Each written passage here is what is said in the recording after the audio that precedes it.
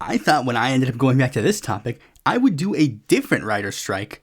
But then things got really crazy. As I've talked about in the last video that I've done on this topic, the Writers Guild of America are two unions that represent live-action writers in the entertainment industry, one in the East and one in the West. Every 3 years, they renegotiate their minimum basic agreements with the Alliance of Motion Pictures and Television Producers, which was basically the baseline contract for every writer in Hollywood. And as is typical with labor disputes, inevitably there would be some conflict. But ever since 2007, they seem to be doing really well in regards to renegotiations. And hopefully things would go well for when they would have to renegotiate their contracts again. But then, the entertainment industry was thrown for a huge loop thanks to the COVID-19 pandemic. It would be foolish for me to go into details on how much COVID affected Hollywood, but the one thing that I think everybody understands is that it basically sped up the death of old media. With nobody going to the theaters, most if not all companies started focusing their attention to streaming services. Now, companies had already started shifting some of their strategy in regards to streaming as opposed to theaters, but as stated previously, COVID basically sped up the process, to the point that it even sped up the idea of each individual media company having their own streaming service, as opposed to prior, where not only were there less streaming services available, but also the streaming services had access to more content. This massive shift in media strategy seemed to work really well, as streaming shows and movies did really well for the companies in the COVID pandemic, which would in turn lead to these companies pushing more effort into these streaming services, which made the WGA worry, as the contracts that they had only tackled old media and had basically no rules in regards to how they would deal with streaming services, which might work well for people who do both old media and new media. But what about people who only exclusively do streaming productions?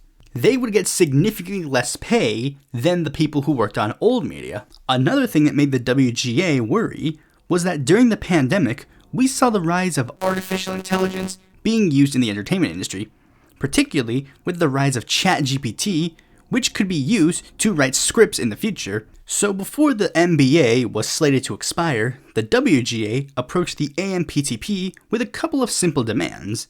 Expand the rights of the contracts to streaming writers, make sure that AI is only used minimally, if at all, and to not be used to replace writers, make sure that all productions hired a set minimum amount of writers, whether needed or not, as opposed to cutting costs by hiring less, and to make sure that all writers got a pension and healthcare funding. If not, 97.85% of WGA voted to strike. And of course, it was denied by the AMPTP, and the WGA unanimously voted to strike beginning on 1 p.m. on May 2nd, 2023, starting by picketing at every single major studio in Hollywood. And to counteract a problem that happened in the last strike, they made a point to not have any scabs by declaring writers cannot do any writing, revising, pitching, or discussing future projects with companies that are members of the AMPTP, even making a point to include writing on projects that weren't even necessarily affiliated with the WGA, such as fictional podcasts, video games, and animation, hoping the Animation Guild would join with them. And to encourage people to remain on strike, they pushed for donations to the Entertainment Community Fund, which is a fund that helps low-income members of the entertainment industry, with many rich members contributing to the fund. However, the AMPTP came prepared, including a clause in the last MBA that they could terminate production deals with writers through force majeure clauses after 90 days of inactivity. And that seemed to be the plan, as anonymous executives that spoke with Deadline Hollywood stated that they were going to wait until October to go back to the table to negotiate, because by then, many of the writers would be homeless or in desperate needs regardless. That wasn't the only situation during the strike where the corporate heads went completely mask off, as on June 9th, there was a confrontation outside of the production of the show BMF. Two writers, Gabriel Alejandro Garza and Brian Eggleston, were picketing at the studio entrance when a line producer named Ian Wolfe was driving by. Wolf then nearly hit them with his car. He at first claimed that it was an accident, before flat out admitting that he was attempting to scare them into submission, while at the same time attempting to get the Teamsters Local 728 to cross the picket line. The AMPTP saw how the last strike went for them, and they were not pulling any punches. They wanted to win by any means necessary. However, 2023 is not 2008, and there came two main differences in that time period: a vastly more radicalized youth, and tools to spread the message wider than before. And the WGA made use of both of these tools, and nowhere did we see the execution of this better than with one of the newest leaders of the WGA, a name you might be familiar with, Adam Conover. Adam was a little different than most of the other people in the union, who were mostly people who got their start in the field already.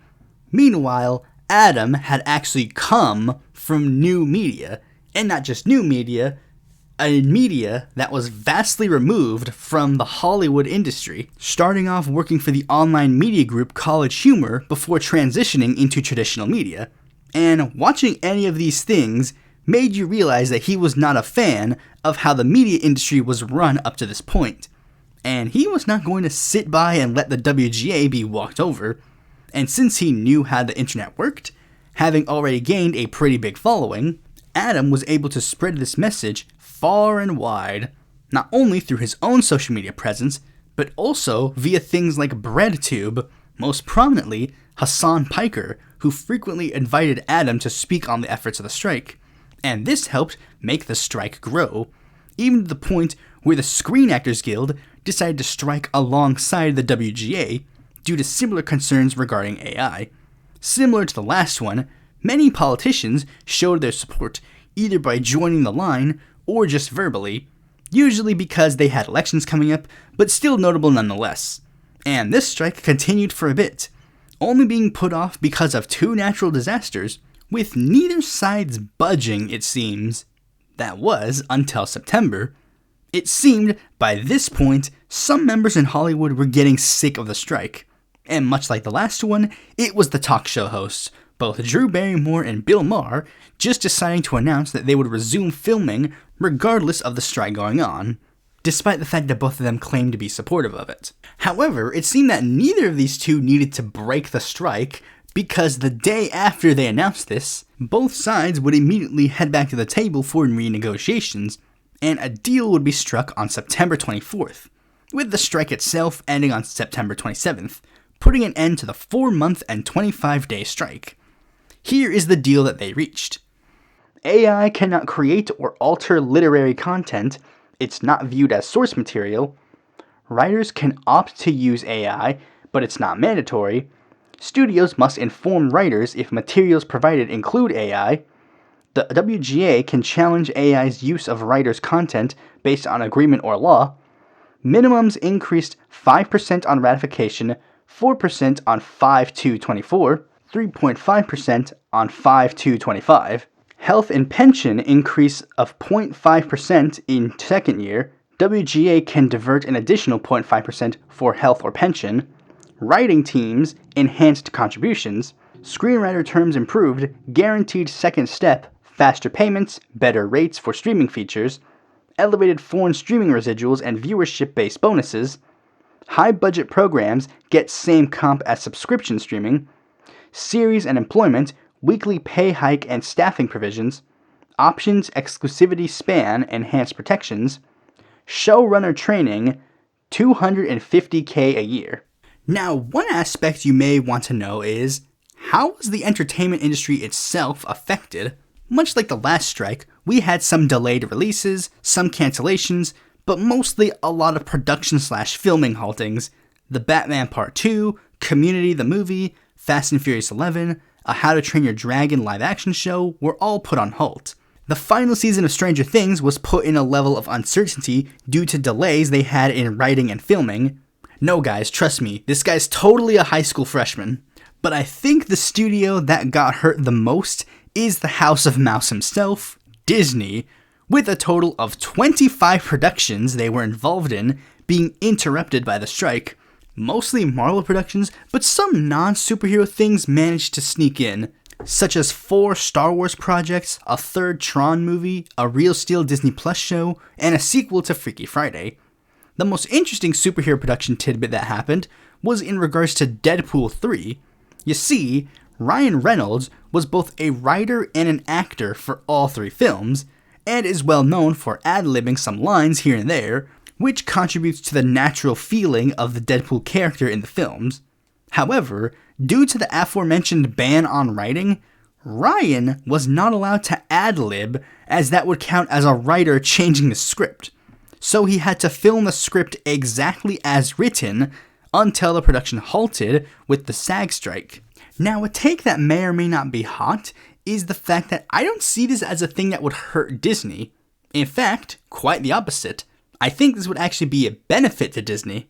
You see, fans have been noticeably critical of Disney's work on Marvel and Star Wars as of late, partially because of the overworking of the writers, oversaturation towards the fans, etc. If Disney were smart, they would be able to use the pause that they got to essentially regroup and rethink the projects they had for the future, hopefully making it so that the legitimate critiques that they got would actually be changed in the future.